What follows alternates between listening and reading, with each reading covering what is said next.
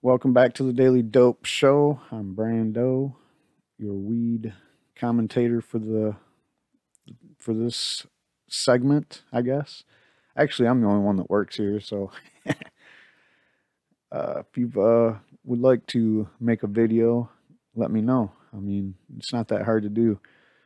I'll tell you what, though, what is hard is getting used to this new environment that I'm in with this new shit. But as I iron it out, it should be pretty much I should be able to make a lot more videos because I'm spending a lot less time doing it.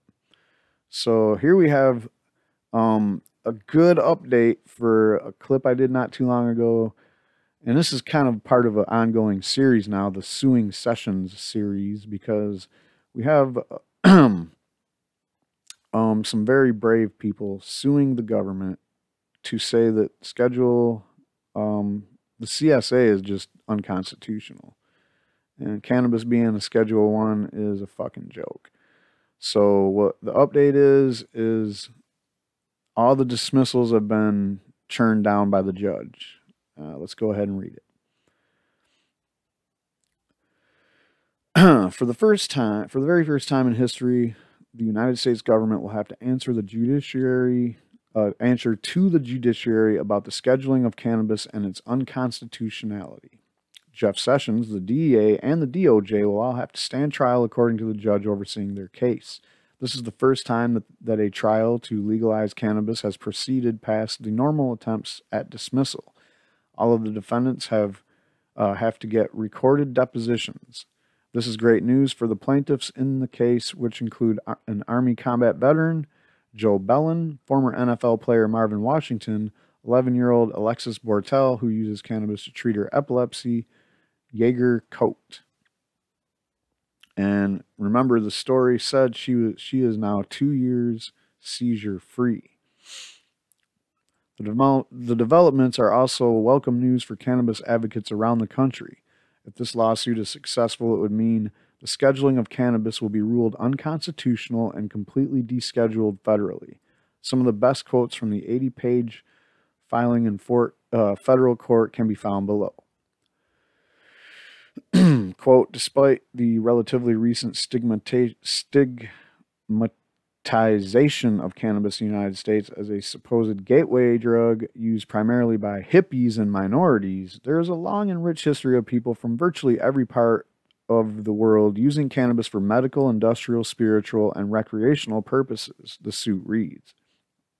Quote, indeed those who have encouraged the cultivation of, and or use cannabis include George Washington, Thomas Jefferson, John Adams, John Madison, James Monroe, Abraham Lincoln, John F. Kennedy, Jimmy Carter, Bill Clinton, and Barack Obama, an assortment of the most intelligent and accomplished statesmen in American history.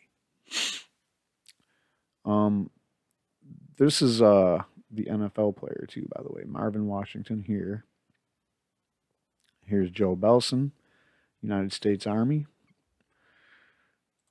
Jose's treatment providers at the Veterans Administration informed Jose that they are unable to prescribe medical cannabis because it is illegal under the CSA, reads the suit referring to Bellin, the military veteran. Quote, we are seeking a declaration to that effect and also a permanent injunction restraining enforcement of the CSA as written as it pertains to cannabis, said Lauren Ruddick, one of the plaintiff's attorneys. Quote, the classification of cannabis as a Schedule 1 drug deprives individuals of basic constitutional rights, including due process and the fundamental right to travel. Some of these individuals, such as Alexis Bortel and Jaeger Coat, both plaintiffs in the action, are patients who seek cannabis as a means of life-saving medication. The government has a federal patent on cannabis and has recognized the medical efficacy of cannabis in a variety of ways. Yet Sessions is trying to reverse policy on cannabis use and contend that it has no medical use. It's hypocritical. One thing is for sure, Jeff Sessions and the federal government will not go down without a fight. The Keebler Elf will not go down without a fight. Our neighbors to the north in Canada only had their rights recognized after challenging medical marijuana as a right through the courts. It appears that this is how Jeff Sessions' legacy is about to be written. Instead of doing the right thing, his Justice Department will be forced to recognize the rights through the court system. Hopefully, I mean, I don't know what's going to happen with this, but whenever something really big and game changing happens, it doesn't really seem like it until like it happens or like the day after or whatever. That's kind of the way it was when the Supreme Court ruled that it was constitutionally viable for all 50 states to allow people to be married if they're gay. I mean, and furthermore, you can't make rules saying that they can't. I mean, we had to force that. It's fucking ridiculous, in my opinion. You might have a different opinion on that particular issue, but on the issue of cannabis, it's fucking ridiculous that we have to deal with this federal illegality shit. And it makes it so people like California have to like worry about exporting their fucking weed, you know? And what we hear is that they produce 13 million pounds of weed and they only use 2 million. So 11 million pounds of weed is getting shipped to neighboring states and across the country. Well, that should be okay. And if there's a state that didn't want to have legal marijuana, then they can talk about it there at their state. It should not be a federal thing. The fucking CSA itself is unconstitutional. So, of course, cannabis being a Schedule 1 is not only the most absurd thing anybody's ever heard of, but it's totally not constitutionally compliant to ban substances. So, come on, man. And Republicans, shame on you. You're always crying like, oh, we're the party of freedom and liberty. That's all I hear you fucking guys crowing about. Yet you love the authoritarian boot on your head, I guess. I don't get it. You like that shit? You like fucking Jeff Sessions telling you what fucking substance you can put in your body? You like Jeff Sessions telling this little girl right here that she fucking can't have her medicine if she decides to travel from one state to another? All right, great update. Good news. I'm glad that they didn't dismiss that shit. Because, of course, the DOJ and the DEA and Sessions, of course they put a fucking, to try to get it dismissed.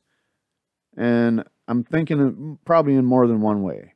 So the fact that the judge was like, nah, we're going to hear this shit, that's a huge deal, especially for this person here.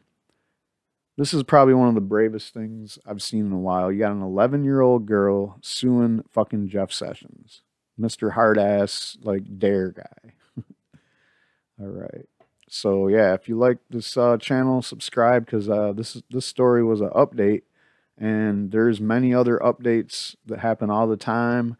And there's a lot of ongoing shit that is going on. So, if you're not subscribed and you want to stay informed without having to wade through all these different articles like I do, you go ahead and do it. Or you can also find me on Twitter, where you can read all the articles I read, because I pretty much share everything all the articles I stumble upon, I share on Twitter.